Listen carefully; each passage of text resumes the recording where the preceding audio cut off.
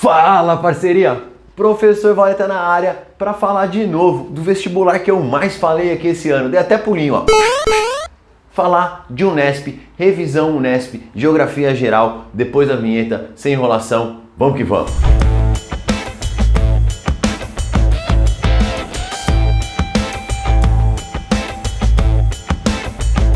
Vamos que vamos, porque aqui é Geo Raiz, geografia com lousa e giz, sem enrolação, geografia geral na Unesp. Cara, mas ó, eu vou te enrolar assim, deixa seu curtir e me ajuda nós a crescer o canalzinho aqui que tá indo, ó, na manha. Então, vamos recapitular. Desde aqui do final do primeiro semestre, eu tô fazendo vários vídeos sobre a Unesp. Já falei sobre o calendário, como a prova acontece, como é a pontuação. Já fiz vídeo resolvendo questões de diversos temas importantes da prova da Unesp. Já fiz a revisão de Geografia do Brasil e agora chegou na hora da revisão de Geografia Geral. Cara, então se você já viu todos esses vídeos, se você quiser procurar no meu canal, tem uma playlist só de Unesp. Tá lá tudo pra você. Além do que, eu tenho uma apostila. Vou pegar ela, faz aquele corte maroto, 1, 2, 3 e... Uma apostila com cento e tantas páginas de questões da Unesp separado por tema. Olha que bonitinha aqui, essa é a minha impressinha que eu usava para resolver os exercícios. Joga ela para lá e vamos que vamos começar por Geografia Física. Cara, Geografia Física, de novo, é o que mais cai. Tanto ela é o que mais cai na FUVEST, na Unesp, na Unicamp e no Enem, ela vai estar entre os principais temas. Por isso, existe um curso gratuito na descrição só de Geografia Física que eu fiz para você. Mas vamos lá. Os dois temas que mais caem. Primeiro é clima, é a parte que mais cai. Valeta, você vai falar muito de clima aqui? Não vou falar nada. Sabe por quê? Porque na revisão da Unicamp também são os dois temas que mais caem. Por isso, na revisão da Unicamp, eu já falei sobre os tipos de chuva, eu já falei sobre os fatores que interferem no clima, já falei por El Niño e Lanina. Cara, eu tô achando que Lanina com crise hídrica, escassez de chuva, é um tema que vai cair. Por isso, se você quer que eu fale de clima e de relevo, você vai nesse card aqui, porque os temas que caem são muito parecidos, galera. Os vestibulares paulistas têm muitas semelhanças, por isso já está lá.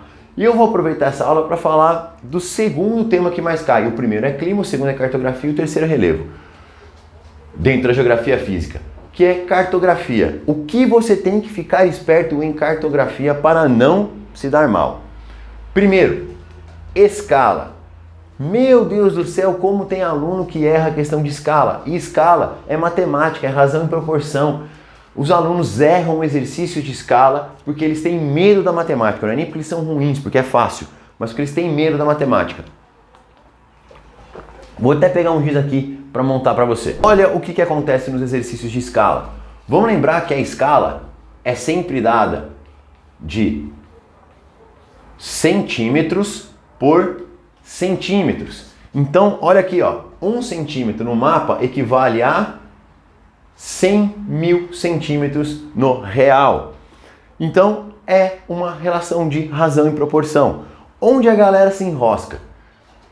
O mapa vai estar sempre em centímetros, mas as respostas vão estar sempre em quilômetros. Ninguém mede distância entre uma cidade e outra por centímetro. Ah, de Campinas para São Paulo são...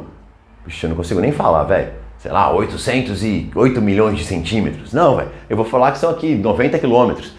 Ninguém fala em centímetros. Muita gente se perde na hora de passar centímetros para quilômetros. E eu vou fazer uma dica simples para você. De centímetro para quilômetro são sempre 5 casas decimais. Se eu quiser passar de centímetro para quilômetro, eu venho aqui, ó, 1, 2, 3, 4, 5. 1 centímetro equivale a 1 quilômetro nesse meu exemplo, certo? Toda vez que você quiser passar de centímetro para quilômetro, você corta 5 zeros e você chegou. Então é muito comum ter exercício de escala, vai te cobrar essa continha. Outra coisa em escala é diferenciar a escala grande de escala pequena. A escala grande é a menos reduzida, a escala pequena é a mais reduzida. Então, de novo aqui, ó, se eu tenho uma escala de 1 por 1 milhão, ela é uma escala pequena quando eu comparo uma escala de 1 por 10 mil. Aqui eu reduzi o mapa 1 milhão de vezes, escala pequena, ele foi mais reduzido. Aqui ele foi reduzido 10 mil vezes, escala grande, ele foi menos reduzido. Cara, os dois pontinhos é uma divisão. 1 dividido por 1 milhão é um número pequeno, perto de 1 dividido por 10 mil. Aprende ainda.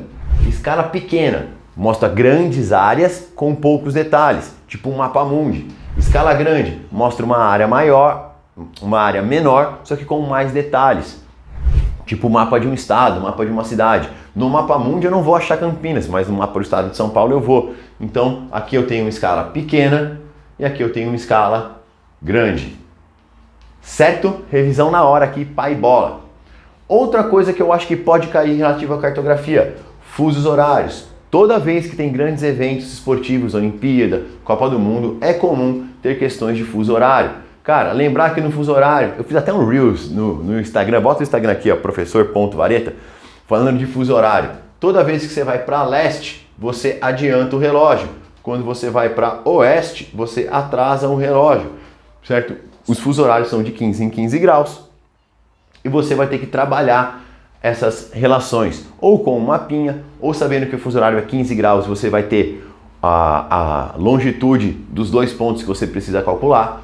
Então, exercícios de fuso horário, vale a pena você dar uma olhada. E se você pegar provas anteriores, vestibular 2019, vai ter que acontece em novembro de 2018, você vai ter questões de fuso horário. Vestibular 2013, que tem as questões de 2012, vai ter lá questões de fuso horário. 2016 a Olimpíada foi no Rio, então acaba não tendo, certo? E por último aqui, para fechar, as projeções cartográficas. Vamos lembrar que projeção cartográfica é eu pegar a Terra que é redonda, terraplanista vão todos catar coquinho na descida, a Terra é uma geóide, na verdade, né? Terra vamos botar aqui um redonda. Quando eu pego uma coisa que é esférica e coloco no plano, eu sempre tenho distorções. Então toda projeção, toda formação de mapa gera alguma distorção. E eu tenho 3 grandes tipos de projeções. Existem as projeções cilíndricas, que é quando eu transformo o mapa, certo? Eu faço a projeção baseada num cilindro e vou ter um mapa retangular, onde os paralelos e meridianos formam ângulos de 90 graus. Os 2 mapas cilíndricos, as 2 projeções cilíndricas mais conhecidas é Mercator, aquela que dá grande destaque para a Europa. Ela tem, como toda projeção tem distorção, Mercator faz com que as áreas mais distantes da linha do Equador fiquem cada vez maiores. A Groenlândia, por exemplo, aparece 14 vezes maior do que ela realmente é. E ele é um mapa eurocêntrico, porque ele coloca a Europa no meio e como a Europa está um pouco distante da linha do Equador, ela aparece no meio e maior. Então, um mapa eurocêntrico. E Peters é um mapa que veio questionar isso. É um mapa que vai fazer distorção de forma diferente. Mercator tem os contornos perfeitos, contorno perfeito, e o tamanho, a proporção distorcida. Peters vai ter o tamanho, a proporção perfeita e o contorno distorcido. Por que ele faz isso? Quando você olha um mapa de Mercator, você olha a Europa e a América do Sul, elas são parecidas. Cara, a América do Sul é o dobro da Europa, certo? Você olhando o mapa de Peters, você vai ver que o mundo subdesenvolvido ele é muito maior do que o mundo desenvolvido. Por isso ele ganha até o nome de projeção solidária, que ele mostra o tamanho que é o mundo subdesenvolvido. Depois nós temos a projeção cilíndrica, que aparece em forma de meia-lua. Os paralelos são semicírculos, os meridianos são retas que saem de um mesmo ponto. Esse tipo de projeção é bom para você olhar áreas ali de médias latitudes, para fazer um mapa de um país, certo? E por último, a projeção azimutal, ou plana, ou polar, que é como é um mapa da ONU. Cara, se você vai ter que os paralelos são círculos e os meridianos são linhas que se cruzam no centro. O mapa da ONU é assim, tem uma questão do Enem que caiu há pouco tempo que falava disso. Uma outra coisa que pode aparecer é falar de sensoriamento remoto, que, cara, é muito simples. Sensoriamento remoto é você captar informações de forma remota. É você ter um satélite, esse satélite ele capta informações do solo pela diferença de albedo. Cada superfície tem uma capacidade de reflexão de cores, certo? Essa diferença de reflexão de raio solar é captada. Com isso o satélite pega as informações e repassa para algum lugar, para algum centro de captação. Isso é o sensoriamento remoto, é você conseguir observar e captar informações à distância, hoje utilizando satélites. Certinho? Vamos lá. Indo agora para a parte de economia, que é o segundo tema que mais cai na Unesp. Geografia geral, qual que é o terceiro? Seria questões ambientais, certo? Fique esperto, COP esse ano, o Biden chamou, é um tema que pode aparecer. Mas vamos lá. Aqui, a Unesp, ela gosta, assim como na geografia geral, na geografia do Brasil, pensar mais em política econômica e menos em setores da economia para se falar. Então eu tentei trazer aqui alguns temas que eu acredito sejam importantes. O primeiro tema é falar de blocos econômicos. Cara, entender o processo de formação da União Europeia, que se daria pós Segunda Guerra Mundial, a necessidade de integração desses países e o processo do Brexit. Então você teve um processo grande de crescimento do bloco e um desgaste desse bloco. Hoje você tem grupos anti-globalização, anti-blocos econômicos, que levou inclusive ao Brexit, a saída do Reino Unido da União Europeia. Hoje você tem ali vários problemas referentes a isso, entre um deles é a questão da falta de trabalhadores em alguns setores do Reino Unido e a falta de chegada de alguns produtos. Então, toda uma economia que ficou junta desde 73, hoje ao se separar, está muito desarticulada. Então, acompanhar essa questão da União Europeia, lembrar que ele é o único bloco que chegou a criar essa moeda única. Nosso querido Mercosul é um bloco que completa 30 anos. Agora em 2021. Ele é um bloco que tem algumas coisas importantes ao longo da sua história. Ele começou só com Brasil, Argentina, Paraguai e Uruguai e ao longo dos anos incorporou a Venezuela, a qual está suspensa desde 2016. Uma das regras do Mercosul é que o país tem que ser democrático e a Venezuela não é um país democrático.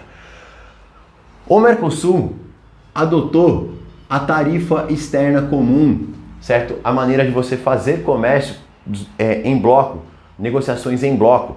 Por isso, a gente pôde fazer um acordo Mercosul-União Europeia, acordo que hoje está parado pelas questões ambientais. Então, olha aí um ponto importante. A política ambiental brasileira atrapalhando num acordo econômico, tema que pode aparecer, certo? Todos os países do acordo da União Europeia-Mercosul tinham que cumprir o Acordo de Paris e o Brasil está descumprindo, aumentando o seu desmatamento. Então as relações entre Mercosul e União Europeia, o que o Brasil ganharia ou o que o Mercosul ganharia de mercado para exportação de commodities, a possibilidade de chegada de investimentos do setor industrial de países europeus e como esse bloco não sai devido às questões ambientais, principalmente do Brasil, e atrapalha esse processo. Poderia ter um bom crescimento, dar um boom no crescimento econômico se esse acordo estivesse caminhando. Hoje o Mercosul está em crise, o Uruguai, por exemplo, assim como o Brasil, não querem mais a necessidade de negociar em grupo, até que faz com que todas as negociações tenham que ser feitas em grupo. E hoje há uma discussão falando que o Mercosul já não funciona, tem que ser esvaziado e partir para negociações bilaterais. Então saber que o Mercosul nos seus 30 anos está passando pela sua maior crise. Eu tenho um vídeo só sobre os 30 anos do Mercosul aqui no canal. Se você não deixar o card, procura na parte de geopolítica e atualidade, vai nas playlists que está tudo organizadinho lá. Certo? Já que a gente falou de blocos econômicos, lembrar também de globalização. Lembrar que hoje o mundo é muito interligado. Hoje a gente tem uma economia de rede. Hoje a gente tem uma economia que não é mais só de produtos, mas de serviços digitais. O Brasil ontem, estou gravando aqui numa sexta-feira, ontem, quinta-feira, dei um aulão fechado de atualidades que foi quebradeira, mano. Tô até orgulhoso de mim. Mas a gente falou do 5G, com empresas do mundo todo participando do leilão do 5G.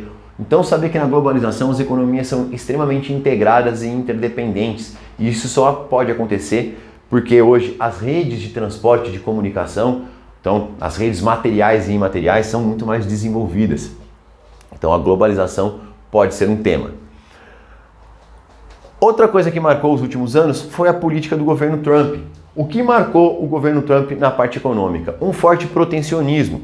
A gente fala muito da guerra comercial com a China, mas o Trump taxou aço brasileiro, taxou produto canadense, reviu o acordo do NAFTA, taxou o produto europeu. Ele fez um movimento anti-neoliberal, anti-globalização, de protecionismo nos Estados Unidos, tentando reerguer o emprego americano através do protecionismo. E isso abriu espaço para que a China fizesse comércio com mais países. Então você tem ali as práticas protecionistas do Trump, que geraram, se em algum momento, um crescimento do emprego nos Estados Unidos, mas gerou uma perda de espaço geopolítico no mundo, principalmente para a China, que foi o país com ele fez a maior guerra comercial. Lembrar que guerra comercial, eles não estão guerreando, não tem tiro, não tem conflito indireto igual Guerra Fria, nada disso. O que eles fizeram? Os Estados Unidos taxou muitos produtos chineses, em contrapartida a China falou, e taxou muitos produtos americanos. Vamos lembrar que são as duas maiores economias do mundo. Ao taxar, botar mais imposto, esses produtos ficam mais caros e eles são menos consumidos. Olha a cadeia produtiva que acontece. Se os Estados Unidos taxa produtos da China, então o produto chinês ficou mais caro para entrar nos Estados Unidos, vai vender menos. Se a China vende menos, ela vai comprar menos matéria-prima. Quem é um país que vende muita matéria-prima para a China? O Brasil. Então a guerra comercial não afeta só os dois, afeta toda a cadeia produtiva mundial. Havia expectativa que essa guerra, que em 2019 a economia mundial cresceu 1,5% a menos, justamente porque esses dois países, China e Estados Unidos, ao travarem essa guerra comercial, eles travavam outros países, eles afetavam a economia de outros países. Então, ter essa relação da guerra comercial. Importante falar que com a pandemia, muita coisa aconteceu e ficou evidente que a China, como fábrica do mundo, saiu ganhando. Porque você lembra daquela luta por respiradores, por equipamentos, lá no começo da pandemia, em 2020? Cara, quem que produzia isso? A China. E quando a China para de produzir para fechar sua economia, para fazer o seu lockdown, vai faltar depois esses insumos de saúde para o mundo todo. E hoje se discute até quanto vale a pena produzir onde é mais barato ou se tem a necessidade de alguns produtos você produzir em território nacional, todos os países, porque são produtos importantes para situações de emergência. Então é uma discussão que aconteceu aí e que acontece no mundo pós-pandemia. Vamos lá, falando de pós-pandemia, é legal a gente relacionar isso com a questão econômica. Os países que conseguiram fazer uma abertura mais rápida foram países que investiram muito forte em vacinação. Você vai lembrar de 3 países que fizeram isso. Israel, certo? Israel é um país pequenininho. O Biden, quando entra com aquele projeto de vacinar metade da população em 100 dias, eu sou fã de NBA. As finais, os playoffs da NBA já tinha estádio lotado. Então ele acelerou muito essa vacinação, ele conseguiu reabrir a economia mais rápido e o Reino Unido também, certo? Isso é extremamente importante para você entender a reabertura econômica, até o Brasil passando hoje por um processo de reabertura. A vacinação, extremamente importante. Alguns países têm um movimento anti-vax. Esses caras podiam tudo catar coquinho na descida junto com os terraplanistas, que atrapalham com que isso melhore, né? Então, por exemplo, Estados Unidos, França, esse movimento aí faz com que eles não consigam atingir níveis mais altos de vacinação. Mais países, já como o Brasil, Portugal, têm atingido ótimos níveis e têm conseguido abrir sua economia de forma mais estável. O que eu quero falar para você? A vacinação não aconteceu de forma homogênea. Quem tinha mais dinheiro, bala na agulha, comprou vacinas mais rápido e fez a vacinação mais rápido. Quem faz a vacinação mais rápido, abre a economia mais rápido. Quem abre a economia mais rápido, cresce mais.